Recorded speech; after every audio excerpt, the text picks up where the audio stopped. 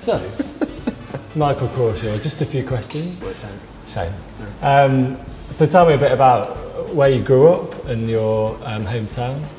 I grew up in a place called Bedminster in Bristol, and it was kind of a bit of a normal childhood, really. There wasn't, performance wasn't even a kind of twinkle in my eye then. It was football and athletics and climbing trees and dens and things like that. And I didn't really get into singing until I was in college. Right. I was a shower singer until a friend of mine tricked me into auditioning for a musical theatre show, like an amateur dramatics thing, and got the part, and it kind of went from there, really. Okay.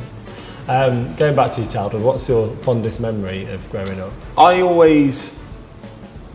Our holidays down to Cornwall, as a family, it was my parents, my sister and myself, and we always used to do like the 5-hour journey down to South Cornwall, and it was just lovely, you know. My memories are always sunny, always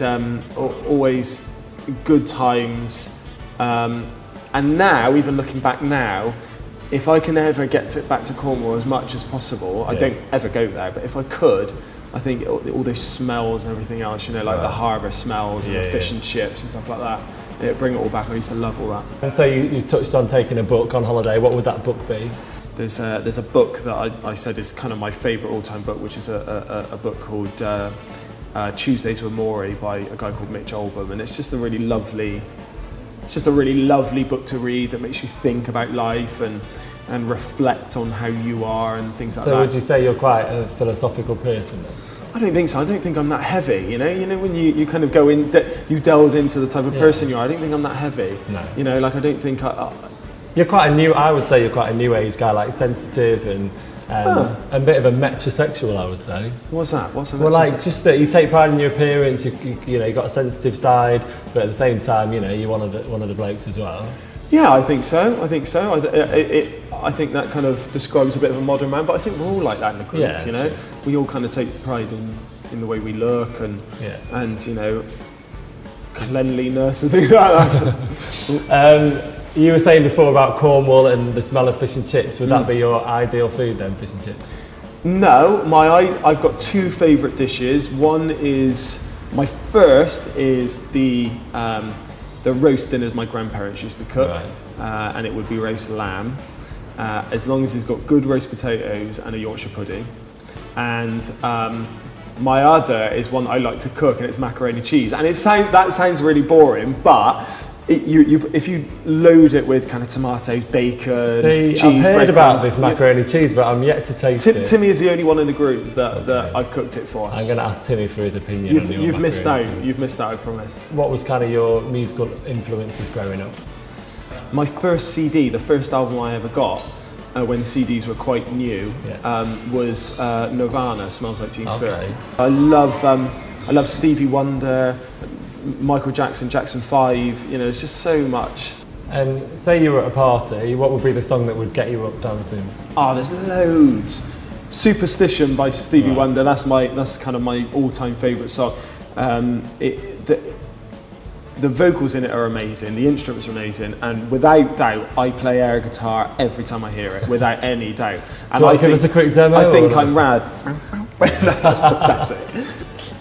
What would be the highlight for you of our record? Like, what's your favourite song on the album? Favourite song? It's weird, isn't it? Because we're all very proud of Gambling Man because we wrote that. Wider Falls is probably the all-time favourite because when we were on tour, we kind of get people up and involved with the start of the song. We get them, you know, shouting some of the lyrics, and then it kicks into the song. Yeah. And every time we did it, it kind of gave me shivers, you know, and I just thought this is one of those moments that you think, yeah, this is what it's all about. What's really been your highlight? There's loads of cool moments. One of the cool moments was we were on our way back from Glasgow after the last day of the tour, and we were on our way down to a gig, and we got stuck on the M6, and rather than miss the gig, we got our stuff and we walked up the verge off the M6, it was, wasn't it? off the M6 where there was a helicopter waiting for us, which very flew rock us and roll. very rock and roll, which flew us into the O2. And it's just moments like that, again, you kind of think, this You have to is actually pinch yourself a happening. bit, Yeah, don't you? absolutely. Well, how would you describe your style? I think maybe along with you and I maybe are kind of the more traditional dressers of the group. Right. You know, I think Darren kind of pushes the boat out a little bit with the coloured socks and Lockie with the coloured socks and the big bow ties and things. Yeah. But for me, there's nothing better than getting really dapper, a nice fitting jacket. Okay, so it's a bit of a throw in a spanner in the works, but if you had to be trapped in a hot air balloon with somebody famous, who would that be? Do you know what? Just the first thing that came to mind was Stephen Fry. Okay, yeah, comedian. One, he'd be very interesting. 2, comedian, so funny. But 3, he'd probably be able to work a way of getting untrapped from the hot air balloon. Good thinking. He'd pull something out of his wallet and be able to fashion some kind of device that got us out of our sticky situation. Good answer, man.